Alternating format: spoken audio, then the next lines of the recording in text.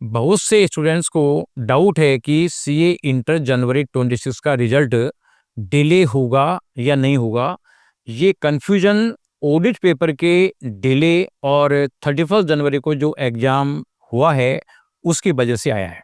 अगर हम past result trend को एनालिसिस करें, तो सितंबर 24 का जो रिजल्ट है, वो 32 से 35 डेज़ में, सितंबर 24 का अराउंड 40 डेज़ में, और जो पहले जो आया था वो भी जस्ट 40 डेज़ के गैप में आया है। ऐसा आईसीएआई ट्रेडिशनल फॉलो कर रहा है।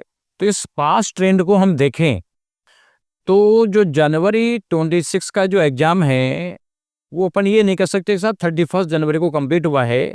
इसलिए जो इस एग्ज़ाम का जो रिजल्ट लगभग 4 से 6 मार्च को जो आता था, आप ये मान के चलो कि 5 टू 6 मार्च के आसपास ही ये रिजल्ट आएगा।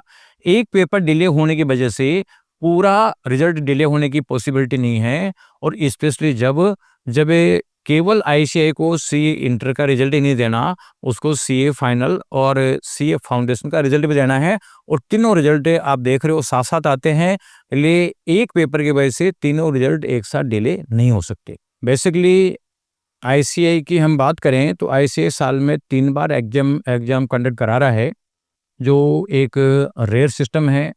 इतनी फ्रीक्वेंसी के बावजूद रिजल्ट एक जो है स्टेबल टाइम फ्रेम में दिए जाते हैं।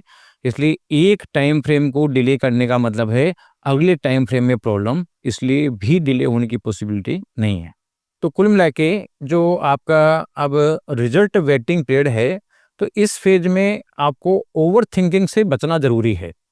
मेंटली शांत रहकर आगे की प्लानिंग पर आप ध्यान दें। यानी अगर थोड़ा आपको डाउट लग रहा है, तो आप स्टडी से पूरी तरह डिस्कनेक्ट नहीं हों।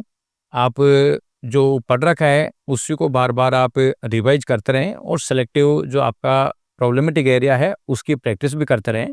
अब ये नहीं सोचें कि यार अभी पास हो जाऊँगा तो वेस्टेज हो जाएगा। देखो, नॉलेज कभी वेस्टेज नहीं होती, नॉलेज हमेशा काम आती है। इसलिए आपको डाउट है तो आप अपनी स्टडी को कंटिन्यू रखें। और अगर आपको ये लग ही रहा है कि साहब मैं तो फेल हूँ, क्योंकि मेरे तो बिल्कुल ही पॉसिबिलिटी नहीं है, तो फिर रिजल्ट का वेट नहीं करें। इमीडिएटली फ्रेश अप्रोच के साथ आप प्रिपरेशन रिस्टार्ट करें। आप अपने कंसेप्ट में क्लैरिटी और क्वेश्चंस की प्रैक्टिस पे आप फोकस करें। और अगर आप लोगों को लग रहा है, स्ट्रांगली लग रहा है कि पास होना ही होना है, तो आप लोग जो सीए इंटर के स्टूडेंट्स हैं, वो तो अपनी जो प्रिपरेशन है उसको जो आरटी और ओटी की ट्रेनिंग कर लें।